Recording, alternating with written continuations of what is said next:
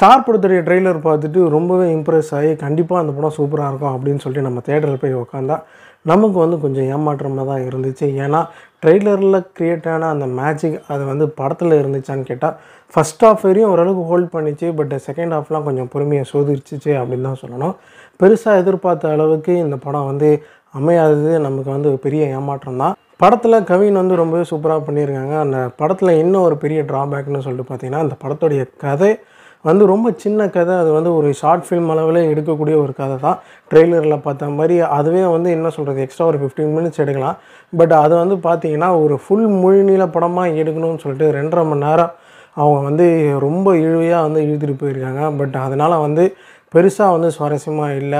என்னதான் அந்த சுவாரஸ்யத்தை வந்து கூட்டுறதுக்காக அவங்க வந்து ஒரு லவ் ஸ்டோரிக்கு 2 லவ் ஸ்டோரி கதைக்குள்ளே கொண்டு வந்தாலும் அது எல்லாமே வந்து கதைக்கு வந்து ஓட்டாமலே தான் இருக்குது. கடைசியில் அவர் வந்து ஒரு பெரிய ஆக்டராக ஆனாரா இல்லையா, எப்படி ஆகிடுவாருன்னு தெரியும். அது வந்து அதை வந்து ரொம்ப இழுத்து சொன்னது தான் வந்து பெரிய ஏமாற்றமாக போச்சு. இது மாதிரி நிறைய இன்ஸ்பிரேஷனலான மூவிஸ்லாம் வந்து ஏற்கனவே நிறையா வந்திருக்கு. ஜெர்சி, முகவரி, இது மாதிரி நிறைய படங்கள் வந்திருக்கு. அண்ட் அந்த படத்தில் வந்து அந்த ஒரு ஸ்டார்ட் டு எண்டு அது வந்து ஜெயிப்பாங்களா, அவங்க ஜெயிச்சா நம்ம ஜெயிச்சா மாதிரின்ற ஒரு ஃபீல் இருக்கும். இவங்க வந்து நடுவில் படத்தோடைய கதையிலேருந்து டிவேட் ஆகி வேறு விஷயங்கள்லாம் போனதுனால இவர் எப்பப்பா ஜெயிப்பார், ஜெயிச்சா படம் முடிச்சுட்டு நம்ம வீட்டுக்கு போகலாம் அப்படின்ற மாதிரியான ஒரு ஃபீல் தான் நமக்கு வந்து இந்த படம் பார்க்கும்போது வருது. அண்ட் ஸ்டில் இது வந்து ஒரேடியாக அந்த படம் மோசம்னு சொல்ல முடியாது. கண்டிப்பாக அங்கங்கே சில சீன்ஸ்லாம் வந்து ரொம்பவே கூஸ்பம்ஸ் வர மாதிரியான சீன்ஸ்லாம் இருக்குது. அது எல்லாமே வந்து என்ஜாய் பண்ணக்கூடியதாக தான் இருக்குது. பட் செகண்ட் ஹாஃபில் வந்து நிறையா விஷயங்கள் கதைக்கு சம்மந்தம் இல்லாமல் அந்த லவ் ட்ராக்லாம் கொஞ்சம் அதிகமாக போனதுனால அதெல்லாம் வந்து எதுக்கு இதெல்லாம் தேவையில்லாமல் அப்படின்ற மாதிரி ஒரு ஃபீல் கொடுத்தது. யுவன் சங்கர் ராஜா அவர்களுடைய மியூசிக் வந்து கண்டிப்பாக இந்த படத்துக்கு ரொம்பவே பலம் சேர்த்துருக்கு அப்படின்னு தான் சொன்னோம். ரீசெண்டாக கூட அவருடைய சாங்ஸ் எல்லாம் வந்து பெருசாக இல்லை அப்படின்ற மாதிரி நிறையா ட்ரோல் ஆகிடுச்சு, குறிப்பாக அந்த கோட் படத்துடைய சாங்.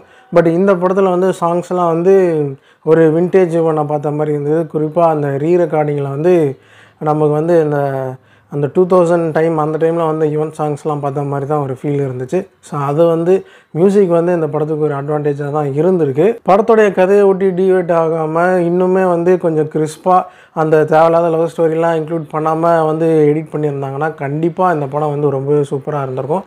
இந்த படத்துக்கு ஒரு பெரிய ஓப்பனிங் வந்ததுக்கான காரணமே வந்து அந்த ட்ரெய்லர் கட்டு தான். அதுக்கு வந்து hats off to the editor. அதே ஒர்க்கு அவர் வந்து இந்த படத்துடைய ஃபீச்சர் ஃபில்ம் ஃபுல் பிக்சருக்கும் வந்து கிறிஸ்பாக கட் பண்ணியிருந்தாருன்னா இந்த படம் இன்னுமே சுவாரஸ்யமாக இருந்திருக்கும். ஸோ ஓவராலாக இந்த படத்துக்கு வந்து பார்த்திங்கன்னா 5க்கு வந்து ஒரு 2.75 கொடுக்கலாம். 2.5 மேலேனாலே அது வந்து ஒரு நல்ல படம் பார்க்குற மாதிரியான ஒரு தேட்டரை போய் பார்க்குற அளவுக்கான படம் தான் அப்படின்றது தான் அர்த்தம். பட் 2.75 மெயின்லி ஃபார் கவினுடைய பர்ஃபார்மன்ஸ். அவர் ரொம்பவே அருமையாக நடிச்சிருக்காரு.